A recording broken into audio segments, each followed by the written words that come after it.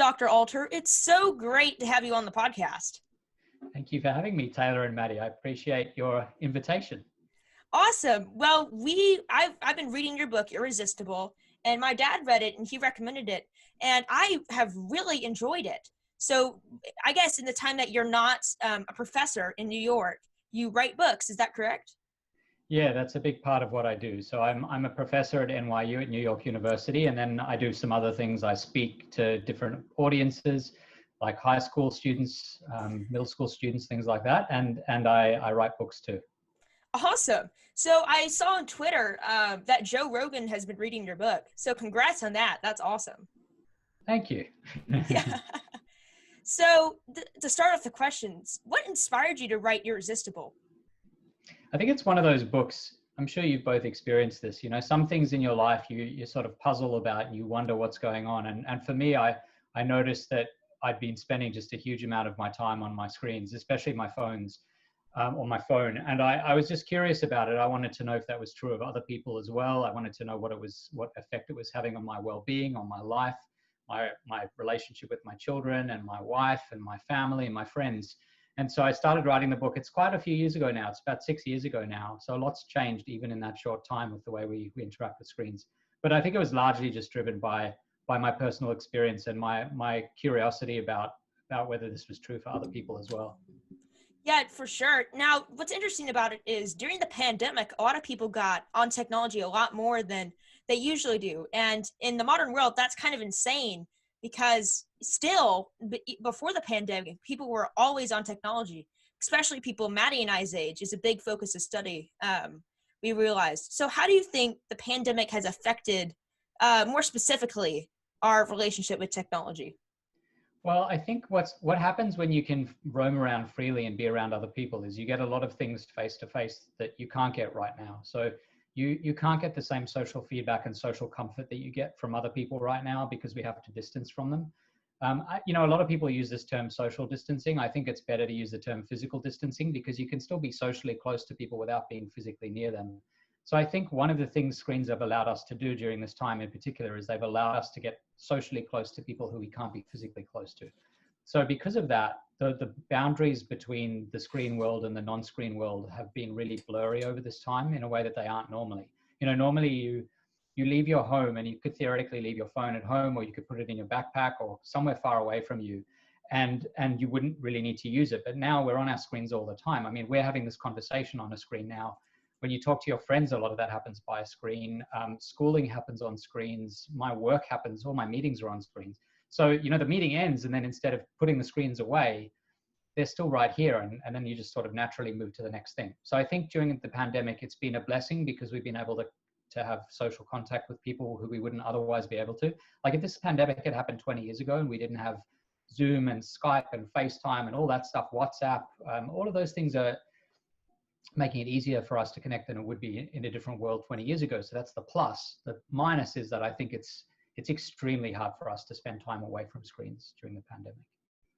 It is for sure, especially with school for people like our age and work for older people who are adults and actually have jobs.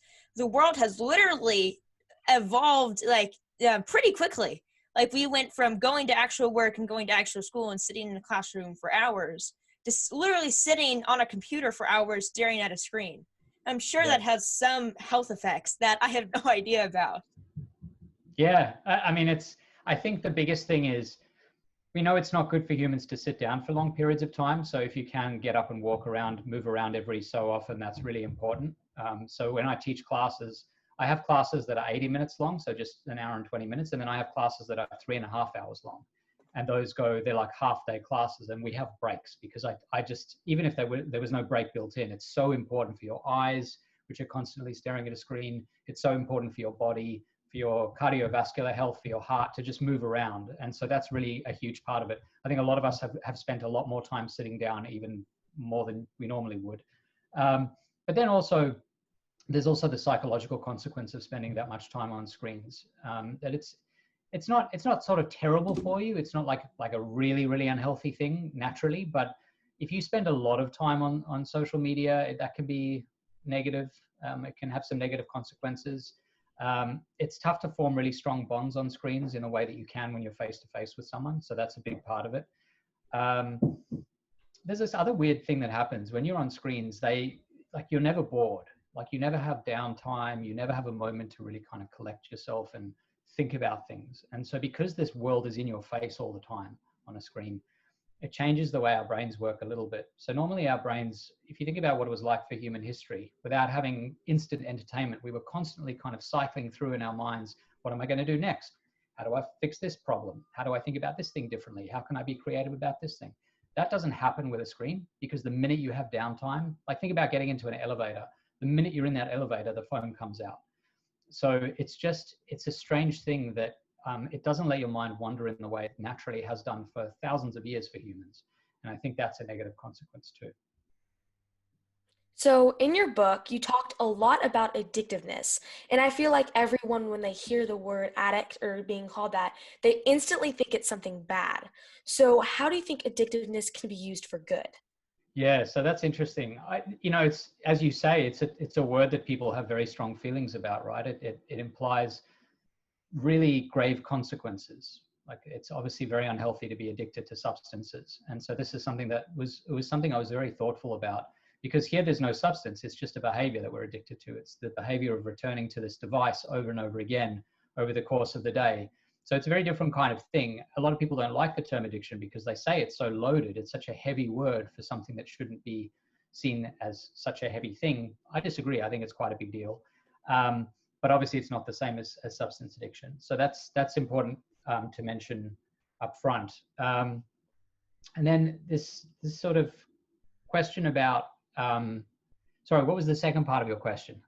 Well, I was asking, how do you think addictiveness can be used for good? For good, that's right. You said that. That was a good question. There are a lot of things that we don't do enough. You know, we spend so much time on phones. No one would say you should spend more time on your phone, but there are certain things we don't do enough of. So we don't do a really good job of eating very healthy foods. We don't do a good job of exercising enough. We don't do enough thinking about our future selves. You know, if you think it's especially tough when you're in high school or when you're in middle school to think about who you'll be when you're 20 or 30 or 40 or 50. But a lot of the decisions we make today for the benefit of that person will be in the future. And it's hard for us to do that. We always want to think about who we are today and do the best thing we can do today. So like if you want to have a chocolate cake today, that's not going to do anything terrible for you. But if you do that every single day, the you in 20 years is going to be very unhealthy. So we're constantly trying to balance the me of now and the me of the future. And I think you can use this same principle of making an experience. It's not so much addictive, but it's called gamify it. So just like a video game has these features built in that keeps you coming back, you want to play the levels, you want to get to the end of the level, it's like a game. You can gamify certain behaviors. So there are apps out there and various platforms out there that will gamify healthy eating. You know, like you kind of play a game, and when you've eaten your 5 vegetables of the day, you get like a star. It's like you finished a level, you've conquered the game. So you turn these things that we don't do enough of into a game experience. And since you're both in school, you know, a lot of education has become gamified. There's a whole school in New York City called Quest to Learn, and everything they do is a game. So they teach you about the human body and different aspects of the human body, and like the cardiovascular system, the respiratory system, the endocrine system. They teach you about the whole like anatomy of the human body, the whole physiology of it, and all of it is in the form of a game. You're a little explorer going through the body, trying to like conquer levels, and it's awesome. It's a great way to teach people, because education is something that we need more of, and we often don't want to do it. We want to do other things. So I think that's a great question about how we can turn things that maybe we should be doing more of into games to encourage us to do more of them. And eating well, learning, saving for the future, being focused on our future selves, exercise, all those things I think are game for that kind of approach. That's really interesting about, I believe the term is gamification or gamification, however you say it. I read it. Yep. And that's really interesting. So I'm a programmer and I program a lot of different stuff. And I was wondering, is there a way that with online learning nowadays, and you mentioned Quest, do you think there's a way that we could turn all of these online classes into video games, maybe? It would take a lot of effort for the people who create them, right? The Quest to Learn has a lot of people working constantly on their curriculum, and they're constantly making things gamified. And you could do that theoretically. I think all of education could essentially be gamified if you want to take that tack, you move in that direction. The one thing I worry about a little bit about gamifying everything is you start to do it because it's fun to play games rather than because you realize it's deeply important to do it. Like it starts to become more about playing the game rather than about, I need to learn. Like I need to eat well because it's important to eat well. I need to exercise because it's important for me to be healthy. So I think turning everything into a game is bad, but about a few things that I think are really important for us to do is probably not a bad thing to gamify. So you could turn all of education into a game. I think it's possible. You could turn math into a game, English into a game. It's all possible. Whether you should, I don't know if you should, but it's something you could do, sure. So yeah, that definitely sounds really fascinating, especially with everyone literally learning on technology all the time nowadays. So another very fascinating point of your book was the fact that tech giants don't get high on their own supply, to use a drug lord's terms. Why do you think that is, and what do you think that shows about their products?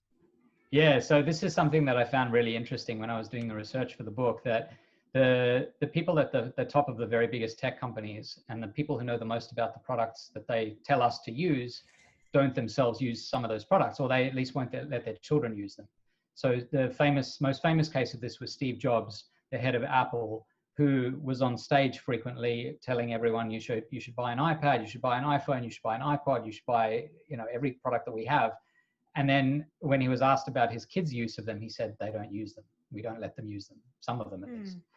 And that's puzzling, right? As you say, never get high on your own supply. The idea is that you do something different at home from what you publicly are doing out in the world. So if Jobs is really walking the walk, he should be using all the products at home and saying to everyone, look, I use them at home. I think they're great. My kids should use them.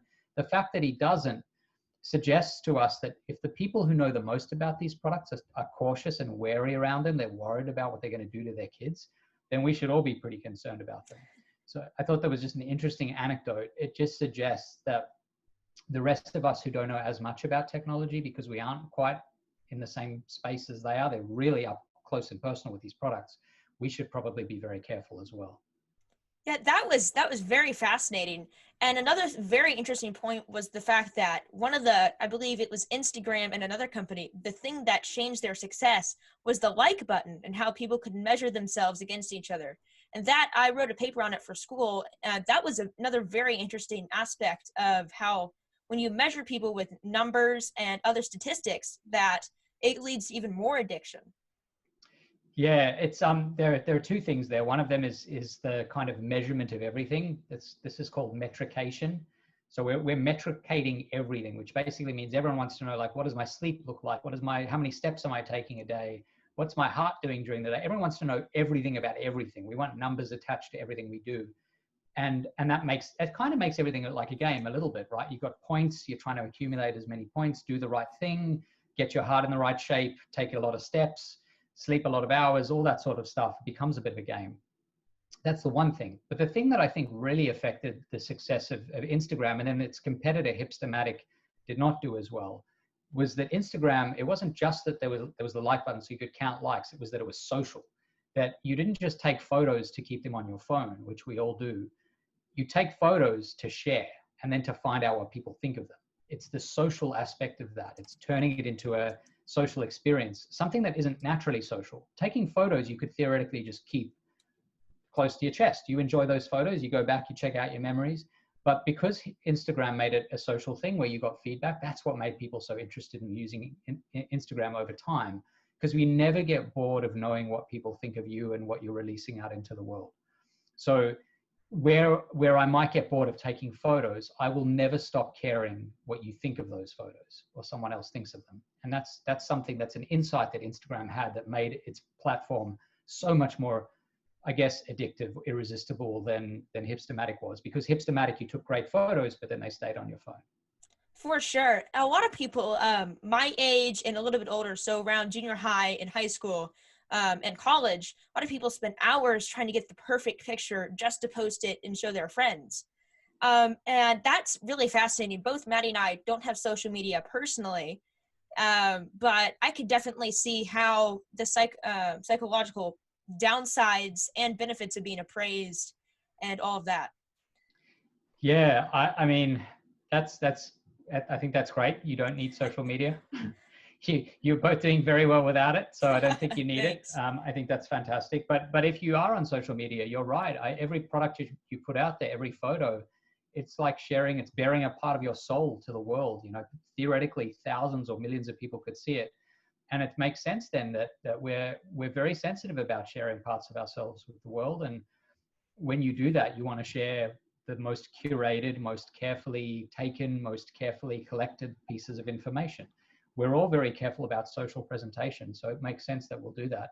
And you do hear tons of stories of teens, but also, you know, all sorts of other people who spend, I don't know, countless hours taking hundreds of shots just to find the golden one that they feel they're going to be comfortable sharing with the world. I mean, it ends up eating just such a huge part of your day. And also that anxiety that comes with sharing part of yourself with the world. I think some people are okay with it, but I think a lot of people really struggle with it.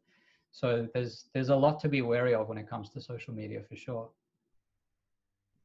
Yes. So have you watched The Social Dilemma on Netflix? I have, yes. So yes, we did too. And so what did you think about it? I thought it did a very good job of conveying the magnitude of the problem, right? You come away from it and you're like, wow, this is all going on. I'm being kind of fooled into using all these programs more than I should. It feels kind of evil, right? You're watching these big companies from behind the screen doing all these things to manipulate you, to make sure that you spend a lot of time on your screen. And that's something I've been interested in for a while, this question of how we're manipulated without our knowing that that's going on. So I thought it was a very interesting documentary. It was. It was after I watched it, I came out and I just wanted to like throw all of our phones out the window and never open my computer again. Because Right. it's crazy. I didn't even realize how much people behind the scenes are controlling everything you do. Yeah, It's incredible. it is. Yeah, I agree. Yeah, and then the one of the reasons I came across it was because the app you mentioned, Moment, that I downloaded it and I was like, wow, this is scary. This is actual It screen is. time. Yeah.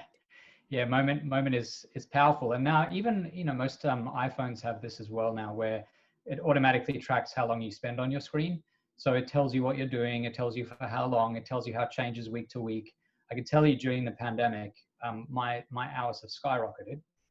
And I think that's true for a lot of people, but it's pretty confronting. Now Moment does all of that, and it's more sophisticated too. So one of the things the founder of Moment did was he built in this feature where it'll question you every now and again, how do you feel about using this app? And if you don't feel happy about it, it'll take note of that. It collects data from thousands and thousands of users, and then they know, oh look, social media makes people unhappy. Spending a ton of time playing games makes people less happy. Spending time on educational software makes you happy. You know, they realize which things make us happy and which things don't, and they share that feedback with us, which I think is really interesting. That is. Yeah. So these are the last two questions that we ask all of our guests. So the first one Okay. is, what books have an impact on you and why? That's right. What books have had an impact on me? It's a very good question. Let me try and think about a book that's had a big impact on me. You know, the biggest impact books had on me was, I think, certainly there are some that I read now that have a big impact on me, but when I was younger, I think a lot of the books shaped the way I led my life. So I would read books. I read some books by an author named Malcolm Gladwell when I was in college. So this is about 20 years ago for me, and even more than 20 years ago. And he wrote about the things that I do now, but he took the ideas that people in my field have, the psychologists and people who study human behavior, and he put them into this package that made them really digestible and understandable and exciting and interesting. And the books I read of his, the first one he wrote was called The Tipping Point, which he published, I think, in 2000 or 2001, so a long time ago. And I read those books, that one, and then the next one, Blink, and then Outliers. He had a whole series of them. And I was first I was in undergrad, and then I was in grad school. And it totally changed how I thought about what I wanted to do with my life. And it actually led me to become interested in writing books of my own. and to trying to translate the ideas that I thought were most important from my field for other people. And so I think that those books had the biggest impact on me, because they showed me there was a way to take information from, you know, academia, which can be really, really hard for lay people to understand, for regular everyday people to understand, but you can repackage it in a way that makes it exciting and engrossing and shows the importance of it. And then you can actually have an effect on policy, on how education works, on how governments function. And that's always what I wanted to do. And so I spent the last 20 years since reading those books, I would say, moving in that direction. And that had a huge effect on me. Wow, those books definitely sound incredible and definitely sound like they've really inspired you. Yes. So our last question is, what advice do you have for teenagers? I think if you're a teen, I think you should do as many different things as you can, and don't get too narrowly focused on any one pursuit or interest or thing or topic of interest. Just be as omnivorous. Omnivorous basically means, like, if an animal is omnivorous, it eats everything. It eats plants, it eats meat, it eats everything. It doesn't just eat meat, it doesn't just eat plants. That's how you should be about your life, especially at the point when you're a teenager, when you still have all this time to explore. So you should range as widely as possible, consume as many different things as possible, because you don't know yet what you're going to like, what you want to do for your career for the rest of your life, what pursuits are going to make your life more interesting and rich and fascinating, and, you know, make you want to get up every day and to seize the day. And I think teenage years are the years when you can really explore that. You know, play every sport if you like sport. Do every form of art. If you like art and acting and music, do everything. Like, try all of it. If you don't like it, that's fine, but try it, because as you do that, as you graze the kind of field of options more and more, you'll get a much better sense of what you like. It'll also make you a more rounded, better human being. You'll be able to communicate better with people who have their own interests that you happen to have tried at some point in your life. And it'll just make you a more interesting and interested person. So I think that's my biggest thing, is don't shut anything off. Say yes to everything. Like, try everything. Just try a lot of stuff. Obviously, I'm referring to things that are healthy and good for you. I'm not talking about bad things. But within that bound, try as much as you can. Yeah, what's really interesting about that is that's literally one of our most recommended advice. And I think it's because a lot of people, they say you need to find your passion, but it goes beyond that. You need to find what you're passionate about. So, and I find that really interesting. And they mentioned that a lot in the book Grit, which we'll be interviewing that author soon. So yeah, that's Angela Duckworth. She's fantastic. I think for you'll sure. really enjoy talking to her. Oh yeah. Well, thanks so much for coming on, Dr. Alter. It was awesome. Oh, thanks so much for having me. I appreciate it. Thanks, Taylor. Thanks, Maddie.